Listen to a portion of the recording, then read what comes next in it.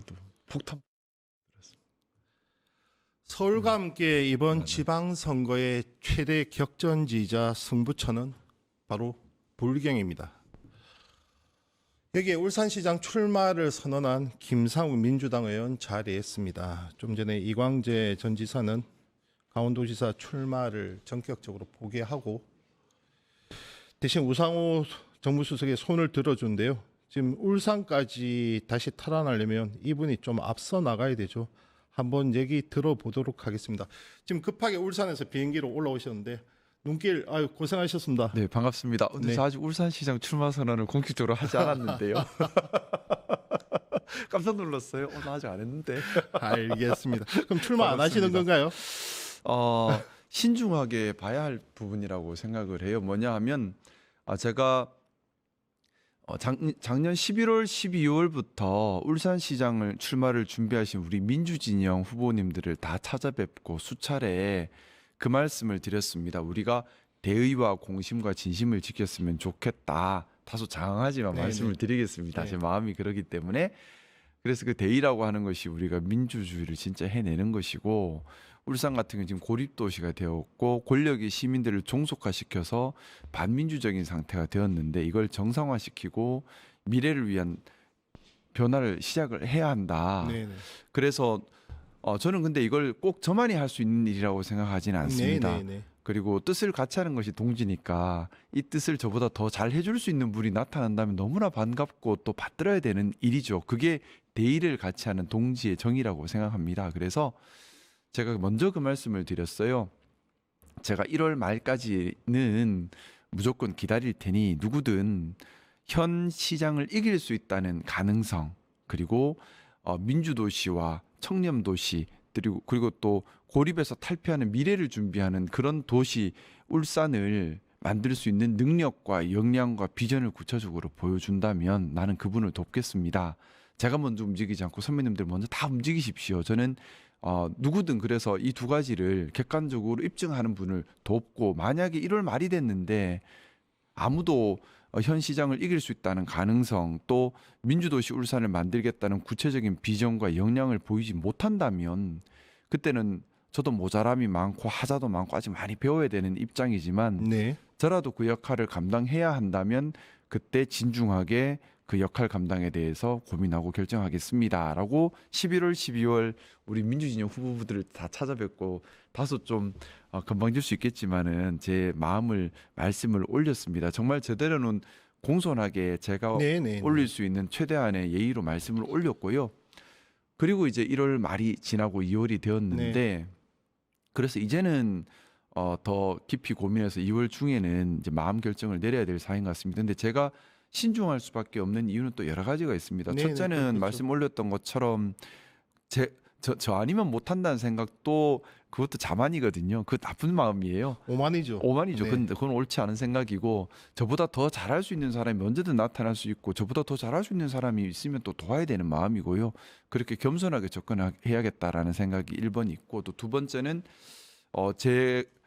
제가 사실 국민의힘 입장에서는 저를 너무나 처단하고 싶어하는 배신자입니다. 네, 너무나 그렇죠. 처단하고 네. 싶어하기 때문에 저를 꺾으면 국민의힘에서는 영웅이 되죠. 그런 것도 있고 또 제 지역구는 제가 비우게 되면 아마 국민의힘이 가져갈 가능성이 매우 높습니다. 그렇죠. 네. 그러다 보니 이제 당의 입장에서 전략적으로 어떻게 판단할 것인가도 함께 고민해 봐야 되는 부분이라고 생각합니다. 또 하나는 중앙 정치를 하는 것과 지방 행정을 하는 것은 또 다소 결이 다른 부분도 분명히 있습니다. 네네. 제가 어디서 어떤 역할을 하는 것이 우리 대한민국과 시민들과 또 당에 도움이 되는지도 결정을 해야 되는 부분이고요. 그래서 좀 복합적으로 보고 있는데 좀 현실적으로는 사실 좀 두렵기도 해요. 뭐냐면 울산에는 분명히 국민의힘이 강력한 지역이고 또 기득권 제가 연초부터 기득권 카르텔을 부숴야 한다고 네네네. 주장하다 보니까 울산의 기득권 세력들이 똘똘 뭉쳐서 오기만 해봐라 마타도아 돌리고 뒷조사하고 괴롭혀서 망신 주겠다 하고 벼르고 있거든요. 그래서 마치 아니 뭐 당할 만큼 당했지 않습니까? 1년 내도록 당했는데 그래서 사실 울산에서는 별별 상상을 초월하는 소문들이 막 마타도로 돌고 있어요. 어쨌든 근데 호랑이 입에 그래서 얼굴 밀어넣는 느낌이에요. 그만큼 서늘한 감도 있는데 하지만 이것도 제가 감당해야 될 사명이라면 머리 깨지더라도 제가 감당해야 될 일이라고 생각하고 일단 시민들께서 이렇게 지지해 주시고 마음 열어 주셔서 저는 사실 너무 감동이에요. 너무 그래서 감사하고. 말인데 자 일단 어쨌든 공식 출마 선언은 안 했다고 하지만 네. 그리고 주위 선후배 분들 동지들 의견을 듣는 수렴 과정이지만 사실상 당원께서는 다 출마하는 걸로 알고 계시는데 왜 네. 그러냐면 여기에 또 힘을 받는 것들이 어쨌든 이 지지율 네. 여론조사에서 나타나는 지지율은 분명한 경쟁력이 있는데 네. 저희도 여론조사를 냈고 타기관도 했는데 지금 네. 계속해서 그렇게 나오고 있습니다. 물론 보수적인 동네여서 여전히 이제 삼자 대결 이렇게 다자 대결을 가정했을 때는 현재 김두겸 시장이죠. 김두겸 시장이 앞서지만 그래서 두 가지가 있는 거죠. 첫 번째는 단일화죠. 단일화죠. 예. 진보 진영의 단일화. 그리고 우리라니까 그렇습니다. 죄송합니다. 그래서 민주당 내부에 이 정확한 통합된 후보, 약간 예. 서로 간의 경선을 치르더라도 후유증 없이 통합된 후보가 나올 수 있느냐. 그리고 진보당과의 단일, 이러한 전선의 문제가 있지 않습니까? 제일 중요한 부분 지적하셨습니다. 사실 제가 볼 때 울산시장 선거에서 제일 중요한 테마가 그 두 가지입니다. 이 두 가지 중에 하나라도 누락돼 버리면 국민한테 밀릴 수가 있어요. 네네. 아무리 바람이 불어도. 첫 번째는 우리 민주당 안에 단결이 이루어져야 합니다. 제가 사실은 그 부분이 중요하기 때문에 선배님들 먼저 다 누구든지 현 시장을 이길 수 있는 저를 경쟁으로 보지 마시고 현 시장을 이기는 데이터를 만들어 주십시오라고 부탁을 드렸던 것도 그거고요. 그리고 울산은 진보당세가 막강한 지역입니다. 네네. 15% 정도의 세를 가지고 있기 때문에 진보당과 단일화가 되지 않으면 국민의힘을 이기는 것이 현실적으로 어려운 지역입니다. 그래서 저도 제일 중요하게 보는 것이 두 가지 포인트입니다. 네네. 하나는 우리 민주당이 분열하지 않고 하나가 되는 것. 그러니까 당내 경쟁 과정에서 서로 상처나고 갈등이 생겨서 갈등이 깊어져 가지고 서로가 마음을 못 모으는 상태가 되면 절대 안 되고요. 두 번째는 진보당과 반드시 단일화를 해내야만 한다. 이 두 가지가 제일 중요한 포인트로 보고 관련해서 많이 저도 연구도 하고 또 사람들도 만나고 있습니다. 알겠습니다. 국민의힘에서는 당연히 배신자 프레임을 들고 나올 건데 네네. 이 배신자 프레임이 대구 경북 같은 경우는 좀 먹혔었잖아요. 일찍이 네네. 유승민 전 의원도 그렇고 지금 한동훈 전 대표도 아마 그런 형국인 것 같은데 울산은 어떻습니까? 좀 제가 먹혀 들어갑니까? 체감으로 느끼기로는 사실은 1년 전 오늘 같은 경우만 하더라도 다니기 힘들 만큼 공격을 많이 받았습니다. 네네. 그런데 이제 1년이 지나서 우리 시민들께서 많이 좀 손잡아 주시고 격려해 주시고 함께 해 주고 계십니다. 그래서 배신자 프레임은 상당 부분 희석되고 사라진 것 같아요. 근데 이제 국민의힘에서 늘 하는 선거 방식이죠. 조직을 만든 다음에 그 조직을 동원해서 각종 마타도어를 돌리는 전법을 취합니다. 그걸 1년 내내 하고 있는 중인데 이제 그래서 인간적으로 김성호 몹쓸 사람이다라는 이미지를 악마화시키는 작업에 들어가 있어요. 거기에 근데 승부를 그것이 보려고 하는 것 계속되면 같습니다. 효과는 그렇게 크지 않더라고요. 그래서 좀 아닌 것 같다, 아닌 것 같다로 좀 되고 있는 것 같긴 해요. 근데 좀 제가 그 생각해요. 정치가 건강하려면 이 사람이 어떤 정책과 어떤 비전과 어떤 실행력이 있는가, 어떤 방향성이 있는가, 이게 제일 중요한데 우리 이재명 대통령님께서 얼마나 많은 악마화 공격에 시달렸습니까? 실체를 볼 수 없도록 가려버리는 거잖아요.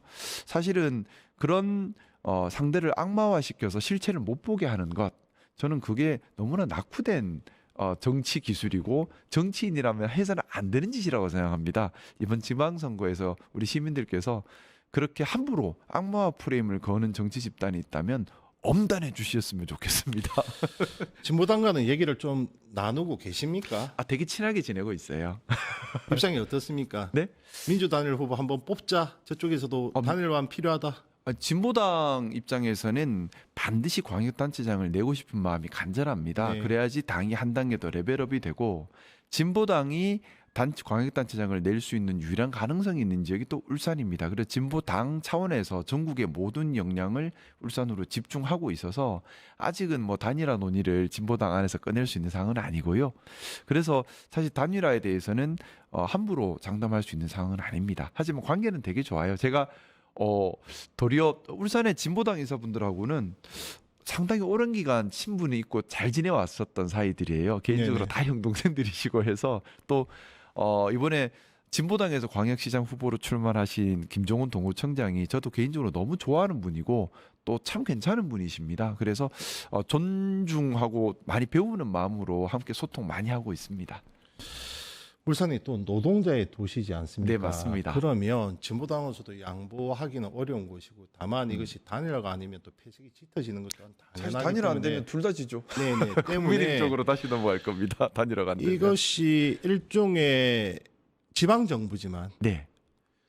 연합 정부로 나갈 수는 있지 않습니까? 가령 노동, 복지, 교통 이런 부분에 대해서는 진보당의 정책이나 이쪽을 과감하게 받아들여주고 또 행정적이나 지향점에 대해서는 가령 후보가 되는 사람의 방향을 좀 들어주고 이런 연합 정부 구성도 가능하지 않겠습니까? 저 개인적인 생각으로는 사실 이야기하면 우리 울산에 계신 민주당 분들 중에 몇몇 분은 싫어하실 수도 있겠지만 그래도 말씀드리자면 저는 반드시 그렇게 해야 한다고 생각합니다. 네네. 이유는 울산이라는 광역시를 결국에는 잘 운영을 해서 시민들께 효능감을 들여서 시민들이 울산은 이제 민주정부가 반드시 수립되어야 한다라는 확고한 효능감을 드려야 돼요. 그러려면 사실 우리 범민주 진영에서 능력 있고 또 정책적인 해안이 있는 사람들을 구별 없이 받아들여서 함께 가야 합니다. 근데 그게 아니라 우리 당 아니야라고 배척하고 우리 개파 아니야라고 배척하는 순간에 시민들께 충분히 효능감을 드릴 수 있는 정책 능력을 상실하게 되거든요. 저는 그래서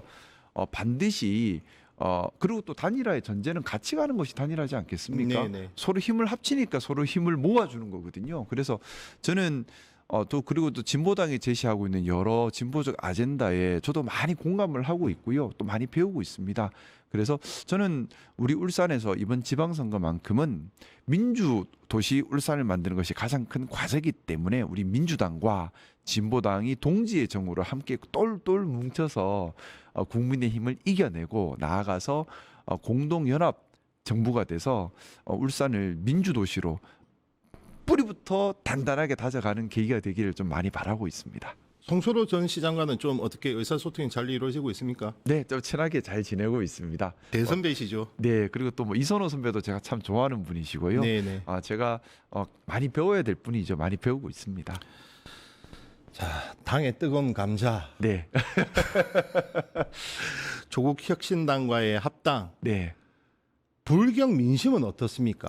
어, 그러니까 당이론적 측면이 아니라 불경 시민들은 어떻게 받아들입니까? 우선은 제가 아무래도 국민의힘 출신이기도 하고 저도 보수주의자이기도 하고 또 제가 변호사할 때 울산에 정말 넓게 사람들을 만나고 다녔거든요. 네네. 울산의 대표적인 마당발이었습니다. 그러다 보니까 다양한 이야기들을 다양한 계층을 통해서 많이 듣고 있는데 일단 사실은 부울경에서 조국 혁신당의 지지율이 많이 높지는 않아요. 네네. 많이 높지는 않기 때문에 좀 현실적인 이야기를 더 많이 듣고 있어요. 뭐냐 하면 좀 특히 중도층에 계신 분들이 많이 하시는 말씀인데 이재명 대통령님 너무 잘한다. 네네. 하지만 견제가 필요하지 않느냐. 일당 독재가 되어서는 안 되지 않느냐.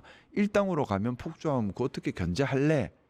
근데 그걸 지금까지는 조국 혁신당도 있고 진보당도 있고 여기서 특히 조국 혁신당이나 진보당이 견제 역할을 잘하고 있습니다. 국민의힘은 반민주, 반보수, 반진보의 성격을 갖고 있기 때문에 더 이상 견제 역할조차도 제대로 하지 못합니다라는 네. 주장을 하면 어느 정도 좀 설득이 되는 네, 상황이었는데 네, 네. 합당 논의가 시작되면서 이 논리가 설득이 안 되고 있어요.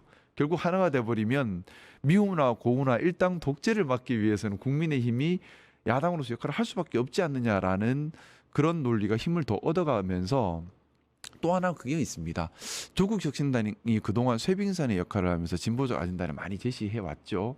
이것이 보수와 중도 쪽에는 반감을 일으켜 왔어요. 사실은요. 네, 네, 그러다 네. 보니까 보수나 중도에 있는 분들은 조국 혁신당에 대해서 민주당은 좀 받아들이는 마음이 돼가고 있는데 조국 혁신당에 대해서는 여전히 거리가 아주 멉니다. 근데 조국 혁신당이 들어온다는 소식에 민주당에 다시 거리감을 두기 시작하는 부분도 분명히 있습니다. 그래서 저 생각에는 부울경 지방선거에는 더 안 좋은 영향을 줄 것 같다라는 것이 좀 체감적으로 저는 느끼고 있습니다. 중도 확장에는 큰 견제 심리가 도- 작동하는 거죠. 네, 견제 심리도 작동을 하고 중도 확장에는 크게 도움이 안 될 것 같다. 중도를 잃게 되죠. 중도를 오히려 예, 잃는다. 왜냐하면 지금 우리 민주당이 영남에서 계속해서 이제 좀 호응을 얻어왔던 이유가 좀 영남 사람들은 그런 것이 있어요. 한 당에 집중되는 것에 대해서는 경계감이 아주 강합니다. 그게 독재가 갈 수 있다는 생각도 해요. 그래서 항상 견제 시스템이 작동하는가를 좀 관심 있게 보는 경향들이 있거든요. 저도 부산 출신이지만 그러면서 국힘만 또 찍는 것도 저는 그죠. 그래서 이번에 제가 계속 하는 얘기가 그건 겁니다. 국힘이 견제 기능을 하는 것이 아니라 조국 혁신당이 견제 기능을 하고 있다라는 거를 좀 부각시키기를 바랬거든요. 근데 지금 제가 볼 때는 이제 합당이 만약에 된다면 중도와 보수 쪽에서는 반감이 많이 커지고 위기감도 커지고 또 견제 심리가 많이 작동할 것 같다라는 우려가 있습니다. 그리고 사실은 우리 민주당이 그 집권당이지 않습니까? 네네. 또 전국 정당이고 수권 정당입니다. 또 책임 정당입니다. 또 거대 정당입니다. 그러면 어쩔 수 없이 거대 정당이고 책임 정당이기 때문에 진중하고 책임감 있게 움직일 수밖에는 없습니다. 그러면 진보적 아젠다라고 하는 것은 본질적으로 좀 다소 규모가 작은 정당이 도전적으로 가져야 되거든요. 네네. 도전적으로 창의적으로 길을 열고 가야 되는 역할인데 그 역할을 할 집단이 사라지는 것도 사실은 좀 걱정이에요. 그리고 이제 도리어 우리 민주당이 책임 정당, 수권 정당, 거대 여당으로서 도전적으로 해버리면 사회 불안이 생기기 때문에 또 반발하는 보수 중도가 상당히 늘어날 수도 있습니다. 그래서 저는 사실 조금 우려하는 부분이 있습니다. 선거에도 오히려 실이 클 수 있다 이런 진단인데, 자 그러면 불경 네. 이재명 대통령에게는 이제 마음을 좀 열었다고 보십니까? 열어가고 있는 중인 것 같습니다. 네. 왜냐하면 제가 특히 저 같은 경우는 작년 1년 동안 처음에는 시내를 함부로 다니지도 못할 만큼 진짜 물리적인 힘드셨죠. 생명의 네. 위협을 네. 느꼈었는데 네. 이제 1년이 지난 지금 다녀보면 시민들께서 반겨주시고 같이 사진 찍자 하시고 많이 좋아하시는데 그게 제가 잘해서라고 생각 안 합니다.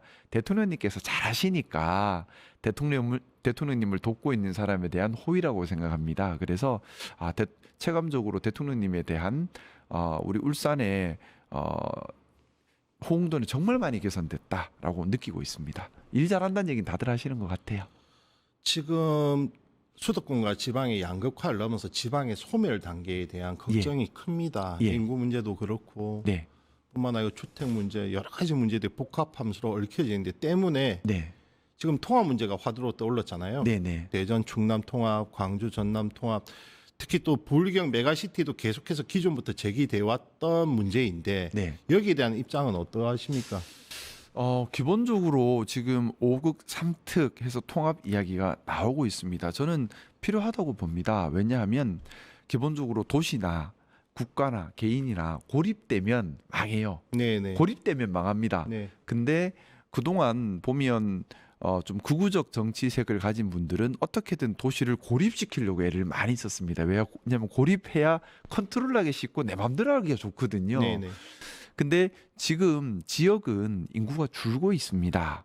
인구가 줄기 때문에 계속 성장을 전제로 뭘 할 수가 없어요. 축소 사회로 이미 들어갔습니다. 그러면 뭔가 도시의 기능을 유지하기 위해서는 거대 도시 간에 협조가 돼야지만 도시 기능이 유지가 될 수 있어요. 네네. 세상은 더 전문화되고 있습니다. 더 발전하고 있고 더 고립이 아니라 더 소통을 해야만 열리는데 작은 도시들은 고립되기가 쉽습니다. 그래서 저희 울산만 놓고 본다면 사실은 어렵게 광역시가 됐는데 광역시를 다시 놓는다는 것이 시민들 입장에서는 거부감이 들 수도 있어요. 그럴 수도 있죠. 하지만 그렇다고 광역시가 인구 100만 밑으로 떨어지면 어차피 없어져 버리거든요. 지금 추세도 울산에 20대 30대 사람을 찾기가 힘듭니다. 지금 울산 인구가 어떻게 됩니까? 지금 이제 110만 선인데 네네. 문제는 계속해서 줄고 있습니다. 특히나 20대 30대 인구가 급속도로 빠져나가고 있어서 저는 이대로 간다면 100만 밑으로 떨어지는 건 시간 문제일 수밖에 없죠. 사실은 지금 출생률도 줄어들고 있고 학생들이 또 없기 때문에 그래도 울산에는 좀 생산 기반이 있지 않습니까? 그 생산 기반이 예전에는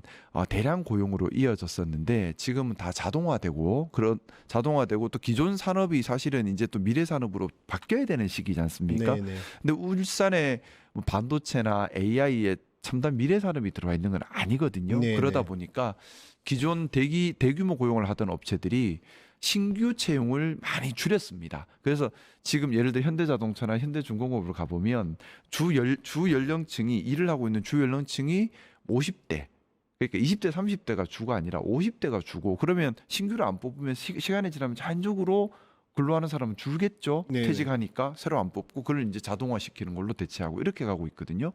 그러다 보니까 단순히 기업이 많다고 해서 기업이 있다고 해서 고용으로 이어지는 세상이 이제는 아닌 거예요. 특히나 우리가 주목해야 될 것이 피지컬 AI입니다. 네네네. 피지컬 AI 우리 아틀라스 봤지 않습니까? 네. 이것이 뭐 1년 1년 이렇게 발전하는데 5년만 지나면 인간의 노동을 완전히 대체하는 수준까지 그렇죠. 갈 수 있습니다. 네, 그러면 이제는 기업이 있고 공장이 있다고 고용이 되는 세상은 아닌 거지요. 그래서 이제 새로운 생각을 해야만 합니다. 그렇기 때문에 울산도 부산도 경남도 서로 간에 교통망을 더 확충하면서 미래 산업에 대한 준비를 해야 돼요. 기존 산업을 전제로 한 생각은 한계에 봉착할 수밖에 없다는 생각입니다. 고용 없는 성장에 대한 경고는 일찍이 있어 왔습니다. 그런데 네네. 이제 새로운 산업에 대해서 어떻게 뛰어들고 그 헤게몬을 장악할 것이냐. 그래서 그것이 오국 삼특이 필요한 울산의 겁니다. 예, 미래가 달려 있지 않나 이런 예 맞습니다. 생각이고. 정확한 지적이십니다. 마지막 질문입니다. 네네. 단도직입적으로 한번 여쭤볼게요. 예. 그 어제 한준호 의원부터 해서 저희 오전 일부에서 인터뷰를 했었는데 그다음 뭐 박홍근 의원 등등 이제 자기 실명을 걸고 정청래 대표에게 합당 제안을 이제 거둬라, 철을 하라. 더 이상 갈등과 분열의 목소리는 안 된다. 이제 이해찬 전 총리에 대한 애도 기간이 끝나면서 아 그때 상주로 저하고 그때 보셨죠? 예. 그 빈소에서 뵀습니다. 네. 그러면서 이제 이런 목소리들이 본물처럼 나오고 있어요. 예. 소신껏 발언하시잖아요. 의원님은 어떠십니까? 페이스북에 입장이. 어젯밤에 글을 네. 썼습니다. 네. 제가 페이스북에 글을 썼는데 글 쓴 취지는 저도 오류가 있을 수 있어요. 저도 하자가 있을 수 있습니다. 하지만 이제 당원들께서 결정을 하시려면 저는 책임 있는 정치인들이 자신의 생각을 합당한 이유를 달아서 공개적으로 이야기를 해서 우리 당원들께서 그 이유를 보고 수기하고 당원들께서 판단할 근거를 만들어 주셔야 한다고 생각합니다. 그게 네네. 민주주의의 수기이고 민주주의에서 국회의원들이 해야 할 역할입니다. 지금 침묵하고 아무 얘기도 하지 않으면 당원들 입장에서는 판단할 논거 없이 진영으로 개파로 결집해서 투표하게 돼버리잖아요. 네네. 그거는 민주적 수기 과정이 아니거든요. 그래서 저는 당연히 책임 있는 정치인으로서 중요 사안마다 당원들께서 판단할 수 있고 참고할 수 있는 제 의견을 얘기할 의무가 있다고 생각하고요. 네네. 그걸 어젯밤에 페이스북에 제 글을 썼습니다. 그래서 저도 틀릴 수 있다라는 오류의 가능성을 전제하고 동지의 정으로 마음 열고 배우겠습니다라는 태도로 합당에는 반대합니다라고 4가지 근거를 들었습니다. 네. 4가지 근거가 첫 번째는 말씀드렸던 것처럼 조국 혁신당과 우리 민주당이 합당을 하게 되면 조국 혁신당은 진보적 아젠다 쇄빙선의 역할을 잃게 되고 우리 민주당은 보수 중도로 나아가던 영역을 잃게 되면서 1+1이 최소 2는 돼야 되는데 네. 그게 본전이잖아요. 근데 자칫하면 1+1이 0.8이 돼 버릴 수도 있다. 거기에 대해서 우려를 얘기 드렸고요. 또 하나는 제가 늘 가지고 있는 부분입니다. 저는 대한민국 사회가 보수의 위기가 아니라 진보의 위기라고 진단하고 있습니다. 보수의 기능, 헌정질서 수호, 사회통합, 원칙 준수, 공정사회 만들고 하는 기능은 우리 민주당이 잘 하고 있습니다. 국민의힘은 보수당이 아니에요. 국민의힘은 정확하게는 반보수적, 반민주적 집단이 됐죠. 그렇기 때문에 보수의 기능 우리 민주당이 잘 수행하고 있는데 문제는 진보적 아젠다를 공격적으로 제시하고 실험하는 진보의 기능이 잘 작동하지 않으면서 우리 사회가 더 나아가지 못하는 진보의 네, 위기에 네. 빠졌다고 보고 네. 있는데 근데 그렇다면 진보적 도전은 원래 소수 정당들이 다양한 실험을 할 수밖에 없습니다. 네, 그런 네. 환경을 만들어 정치 생태계를 만들어 줘야 네. 하거든요. 그런데 조국 혁신당이라는 당이 그동안 어떻게 보면 좀 쇄빙성 역할을 하면서 틀리더라도 거칠더라도 진보적 아젠다를 거칠고 제시해 선명한 왔었어요. 얘기를 해왔죠. 원래 진보의 도전은 거칠고 선명하고 그럴 수밖에 네, 없어요. 네. 그게 진보적 도전입니다. 근데 이게 자칫하면 이제 합당이 돼버리면 진보적 아젠다를 던지는 당이 진보당 하나만 남게 되거든요.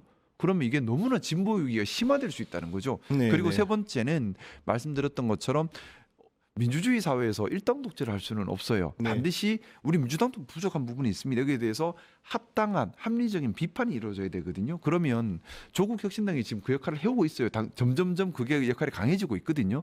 제가 볼 때는 이미 원내에서 느끼기로는 우리 민주당과 조국혁신당은 정체성이 달라졌습니다. 네네. 이미 조국 개인의 사당이 아니라 조국혁신당 의원들이 진보적 아젠다로 민주당의 잘못에 대해서는 합리적 비판을 하는 새로운 정체성을 갖고 있어요. 네네. 이걸 계속해서 강화시키면서 권력 견제와 발전을 해야 되고, 그리고 또 하나는 합당보다 더 힘 있는 것은 연맹입니다. 연합입니다. 뭐냐면 반국가적, 반보수적, 반민주적인 국민의힘에 대항할 때는 국가 방위 차원에서 우리 민주당과 조국혁신당이 지금처럼 단단한 동맹으로 함께 가고, 이 전자 안에서 우리 간에는 견제와 협력과 중도와 보수에 대한 지표를 넓혀가는 걸 민주당이 하고, 네. 또 진보적 아젠다는 조국혁신당이 계속해서 개척해 나간다면 더 스펙트럼이 넓어지는 거거든요. 그리고 지금까지 우리 민주당과 조국혁신당 간에 국민의힘을 막아가는 데 있어서만큼은 너무나 단단하게 동맹이 잘 이루어져 왔어요. 저는 지방선거를 앞두고도 호남은 어차피 국민의힘이 미미하니까 민주당과 조국혁신당이 건강한 경쟁을 할 수 있고, 영남이나 서울에서는 단일화를 통해서 국민의힘을 막아갈 수 있는 역할을 그럼요. 충분히 할 수 있다고 호남에서도 생각합니다. 경쟁해야 되고 영남에서도 경쟁이 예. 이루어져야 되죠. 네, 좀 그게 건강한 정치 생태계가 아닐까라는 생각입니다. 그래서 그런 여러 가지 이유들 때문에 또 억지로 물리적으로 합당을 하면 안에서 또 분란이 생길 거예요. 그래서 그런 여러 가지 이유들 때문에 일단 저는 반대하는 입장을 공개적으로 표명을 했습니다. 정말 마지막 질문입니다. 네, 네. 짧게 답해 주세요. 예. 그동안 제기되지 않았던 김어준 씨에 대한 경계 목소리가 네. 이번 합당 제안을 계기로 해서 네. 본물처럼은 모르겠지만 서서히 지금 제기가 되고 있습니다. 특히 김민석 총리 서울시장 여론조사에 넣고 그 과정에서도 총리실과 좀 일종의 갈등이 있었고, 영향력이 있다, 그리고 공이 있다, 여기에 대해서는 다들 인정을 하는데 그동안 경계의 목소리는 없어왔단 말이죠. 그런데 지금 들어서서 특히 이번 합당 제안을 계기로 경계 목소리가 분출되고 있는 것은 분명해 보입니다. 어떻게 보십니까? 저는 우리 민주주의의 참 건강한 면을 보고 있다 생각합니다. 뭐냐 하면 언론의 자유와 표현의 자유는 매우 중요합니다. 보장되어야 해요. 하지만 동시에 언론과 표현의 자유에 실질적으로 움직이는 주체가 한쪽에 힘이 몰려버리면 책임 없는 자가 권한만 누리는 문제가 생길 수도 있습니다. 그건 또 위험한 거죠. 근데 이걸 우리 민주 시민들께서 정확하게 다 보시고 더 다양한 언론들이 더 다양한 목소리를 내는 환경을 요구하고 계신 거거든요. 그래서 네네. 저는 늘 보는 것이 우리 민주 시민들 또 우리 당원들께서 정말 깨어있는 시선으로 행동하고 판단하고 계신가를 보고 있는데 너무나 잘하고 계셔서 그런 시각에서 지금 이런 목소리도 나오는 것 같고요. 그래서 저는 우리 민주 시민들 정말 자랑스럽다라는 생각으로 보고 있고, 더 다양한 매체들이 더 다양한 목소리를 건강하게 낼 수 있는 기회가 되기를 바라고 있습니다. 감사합니다. 지금까지 김상훈 민주당 의원이었습니다. 고맙습니다. 감사합니다. 행복한 하루 되십시오. 네. 유튜브 구독하고 실시간 채팅과 댓글을 남기시면 매일매일 7,000TTCO를 드립니다. 참여 방법은 통통물 어플을 다운로드하고 회원가입과 로그인을 해주세요. 마이페이지에서 나의 회원 고유 번호를 복사해주세요. 유튜브 구독 후 실시간 채팅이나 댓글창에 고유 번호를 한 번만 입력하면 준비 끝!